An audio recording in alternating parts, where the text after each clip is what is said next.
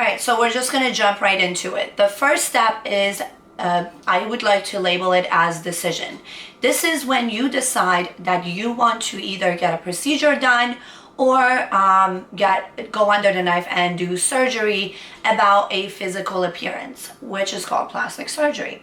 Now, in this step, you really have to think about why you're going to make this decision and who is really making this decision for you. What I mean by that is, are you the one making this decision, or is everyone else around you, whether it's social media, society, family members, or your significant other, boyfriend, girlfriend, husband, wife, partner, who's really making this decision for you? Is it you, or is it people around you? What I mean by that is the opinion of what you want to change about yourself shaped based on the opinion of others, or based on your own personal opinion of yourself? Okay, example. You want bigger lips. Do you want bigger lips because you wake up in the morning and you look in the mirror and you spend about 20 to 30 minutes every day contouring your lips and worrying about how your lips are going to look like for your entire day? Or do you want big lips because everybody on Instagram has it and everybody has a big lips in every picture, or your boyfriend made fun of your lips last week, or your friends always talk about how small your lips are? That's really where we're going with that. Do not get a procedure based on what's on trend. If you personally sit in front of the mirror, right, in the morning, and this thing that you want to change about yourself, your lips, example, we use that, let's just go with that you want to change about yourself, is bothering you to the point that it's affecting your mental, your social, and your professional well-being. So your overall health, is it affecting that? What I mean by that is, because your lips are small, do you not participate in social activities? Do you miss out on job interviews because you don't like the way your lips look? Do you, now that's extreme. Usually job interviews is usually like with a smile or whatnot. But as long as you're making this decision because it's going to benefit you personally, it's going to benefit your social life, it's going to benefit your professional life, it's just going to boost your self-esteem, and it's going to make you happy from inside out. If this decision is being made based on how you feel personally, and it's going to benefit those things about you and you only, then it's probably the right decision. If it's because of the other things like social media and trends and how your boyfriend feels about you and how your friends make fun of you, if it's those things, I don't think that this decision should be others to make. This is you, it's your body, it's your mind, it's your well-being. And if a procedure is going to help you and your day-to-day life and it's going to benefit you, then go for it. If not, then you should rethink. You should consider other things like therapy, counseling, talking to your family members and people you trust. So that's step one. Step two, we go right into, let's say, okay, you made your decision and it's your decision, your personal decision. It's going to benefit you. It's been bothering you for years. You want to change it. Go ahead. So step two, you make the decision. You say, I'm going to go for it. I'm going to do my lips. You know what? Let's do nose job because it's an actual like surgery. You go under the knife. So let's say you want to get a nose job, rhinoplasty, right? What do you have to do after you make the decision? You say, okay, I'm ready to do it. Let's go. The second step is research. Research, research, research. And what I mean by that is, don't go on Instagram and research. Don't go on Facebook and research. Don't even go on Google or Yelp and research. Research from real people.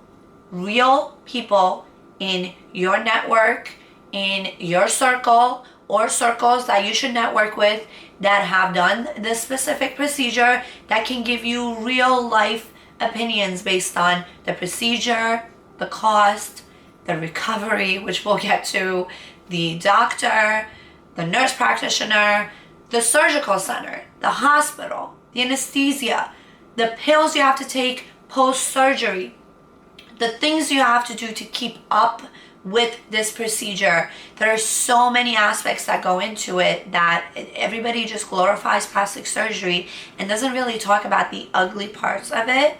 And so your research, you need to dig into the ugly parts, because those parts, guess what? They come with the cost that you're gonna have to pay literally for the results, and you need to know those things. So research from real people. Most of the people, the models on Instagram who are promoting these procedures, these doctors, nurse practitioners, even like having Botox parties, which is ridiculous. Most of these people are getting paid or getting these procedures for free, signing a non-disclosure agreement prior to the procedure to promote the procedure post getting it done. However, they're not really sharing the ugly parts. They're not sharing how they're not happy with it because they signed a non-disclosure agreement. So you go on Instagram, you see a model with a new nose, and she goes, "Ooh, Dr. So-and-so is amazing." Well, yeah, because he just basically gave you a $12,000 to $15,000 procedure for free in order for you to just promote him on Instagram. Do you love your nose? Do you really? I mean, yeah, you just got it done, but are you breathing right at night? Like, how was your recovery? How did you react? What were some of the side effects of the pills that you took? These are things that these models aren't mentioning that you really need to dig into when you do your research. So YouTube is a good source, I would say, which is part of the reason I'm making this video, because I feel like if one person's gonna search plastic surgery do's and don'ts, and this video is gonna come up and benefit them, then I've done my job. But YouTube is a good place to find out about recovery, cost, just from real people. So, I wouldn't say Instagram, I wouldn't say Facebook, I wouldn't even look at the before and after pictures. There is a thing called Photoshop now. All right, so step number 3 is you made your decision, you did your research, and you're like, okay, so I have top 5 doctors that I'm going to go to. Step number 3 is your consultation. Consultation is basically an appointment that you make that's free of cost, that you go to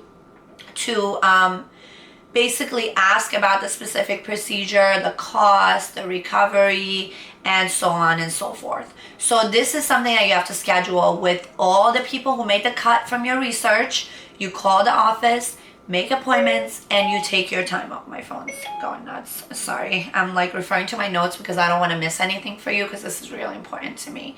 And I feel like it should be important to hit every single note. So consultation appointment.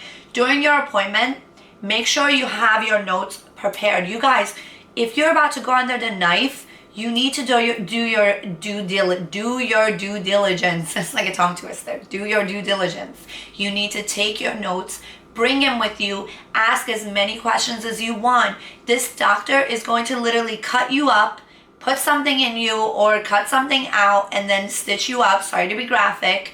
And you're going to be under anesthesia. You're trusting these people, this facility, this doctor with your life. Do not be afraid to ask any questions in any shape or form. The second thing that you need to ask during your consultation is the cost. How much is it going to cost? Are you going to finance it? Are you going to get a credit card? Are you going to pay no interest 6 months to a year, blah, blah, blah, so on and so forth? Are you going to pay cash? Is someone else paying for you? Like, how does that work? That's very uncomfortable. I suggest you don't do that, but whatever, to each their own. That's a personal choice. Now, the cost. Now, the third main thing that you need to ask during your consultation is there another easy way, like an easier way to tackle this issue that you have with your appearance? I'll give you an example.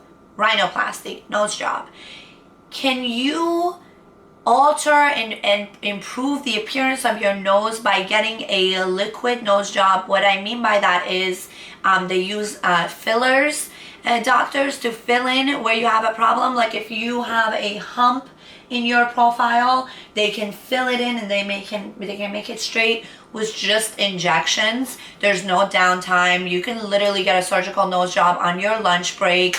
So if your issue with your nose, okay, can be fixed with fillers, it's more cost efficient, less downtime, less pain, and you should really consider, like, weigh out all your options. So let them give you all your options and then you take it from there. Now, let's say they quote you with like a nose job that costs 15 grand and the liquid nose jobs cost 1,500.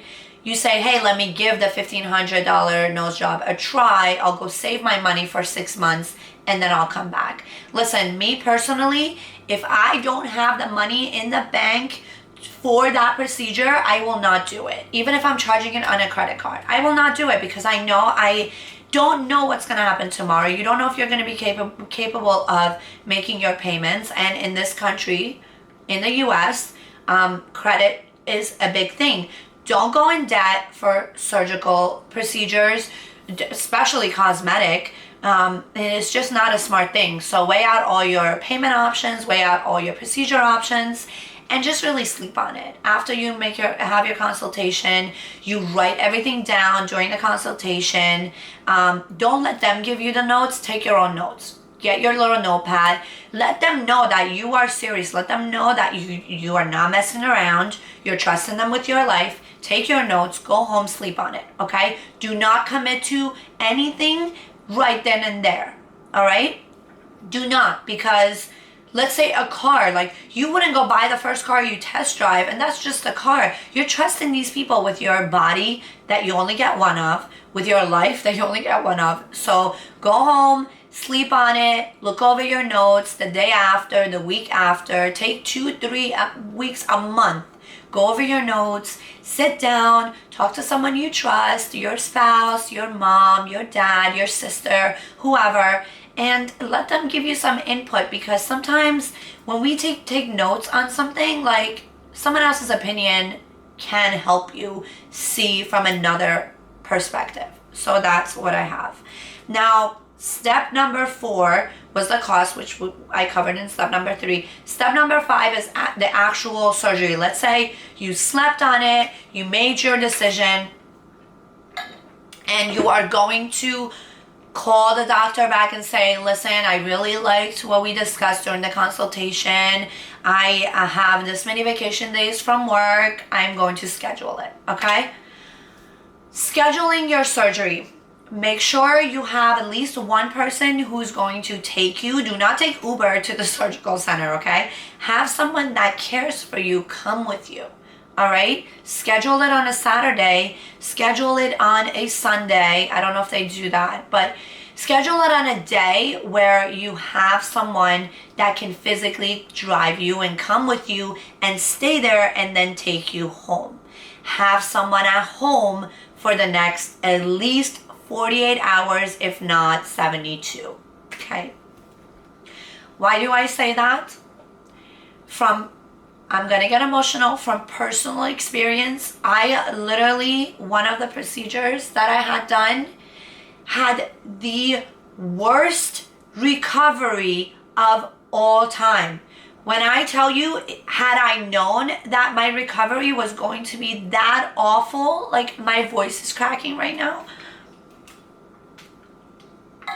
This is raw, you guys. This is really for people who are thinking about going under the knife. Had I known that I was going to go through what I went through, and in addition to what I went through physically and emotionally post-surgery, what I put my poor mother through, because she's the one who drove me, she's the one who took care of me. Mom, if you're watching this, which I think you are because you're my biggest supporter in any shape or form, I'm sorry. I'm sorry. I'm sorry that I voluntarily put myself and you through something that was probably not worth it. Do I love my results now, years post decision and surgery? Yes. I'm not going to lie to you. Plastic surgery can be addicting. The results are great. The recovery time, had I known the awful pain I was going to go through mentally and physically, the discomfort, the level of emotional just pain. And what I put the people around me through, mainly my mother, because she took off of work for almost a week to stay home with me, I would not have done it. I'll give you an example, okay? It's really important to do your research on the recovery of the specific procedure that you're going to get done. Listen, maybe I was part of the 2% that didn't have a good recovery. Don't let the doctor tell you, hey, I've done this procedure on someone. I had the procedure on Friday and she went back to work on Monday, okay? This may have happened to 2-3 people. To me, it didn't, okay? Make sure you clear at least 3 to 5 business days if you're going under a knife for procedure to recover, okay? If you do recover in 3 days and you're up and running, beautiful, then you have 2 more days to just gather your thoughts and take a vacation and eat and stay home. That's fine. But if you don't give yourself at least 5 to 7 days to recover and you have to show up to work and you have to suffer through that, and some procedures are uncomfortable. People don't want to talk about it at work. You go to work day 4 of your recovery and you're uncomfortable and you've had a breast augmentation, you're not going to tell your employer, hey, I had a breast augmentation, I need to go home and recover. No, you're not going to do that. So don't put yourself through that. Make sure you spend enough time to save up financially, save up your vacation days, and have someone else clear their schedule to be there with you. Emotional and physical support is a must. I don't know what procedure you're going to get done, but whatever it is, you're going to need help.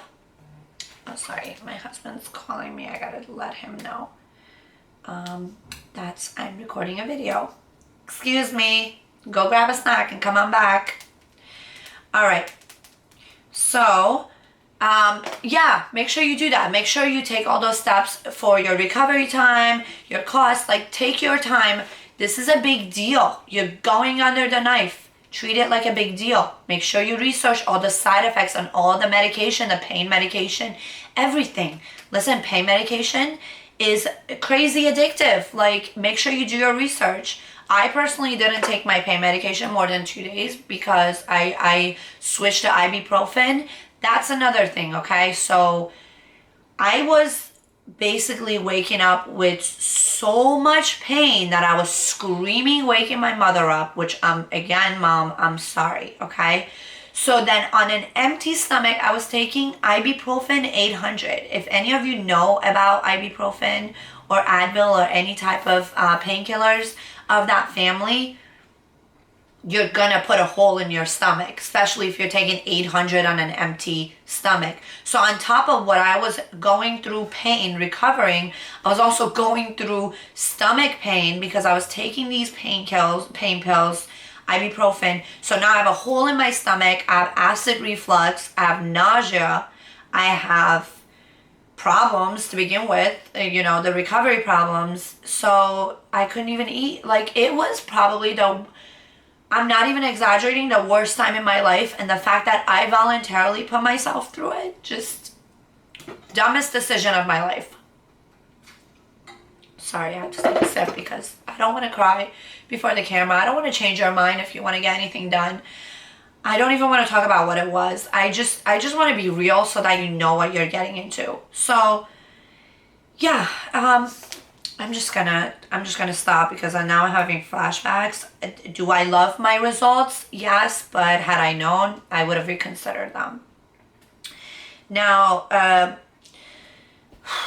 last thing I want to leave you with is please take the first step seriously when you make your decision for any type of procedure, whether it's Botox, whether it's a rhinoplasty, whether it's breast augmentation. Take it seriously and really think about the fact of who's making this decision for you.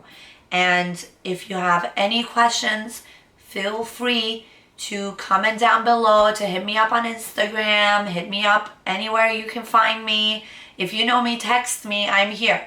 I'm here to give you real life advice, real life opinion, my personal experience, and leave you with what you're going to make your decision with. And that's all I have for today. I talked a lot, but I needed to do this because I feel like if someone else had done this and I watched it on YouTube, I don't know, I would have sat here and had a different video to record today. So if I can help only one person, then I've done it.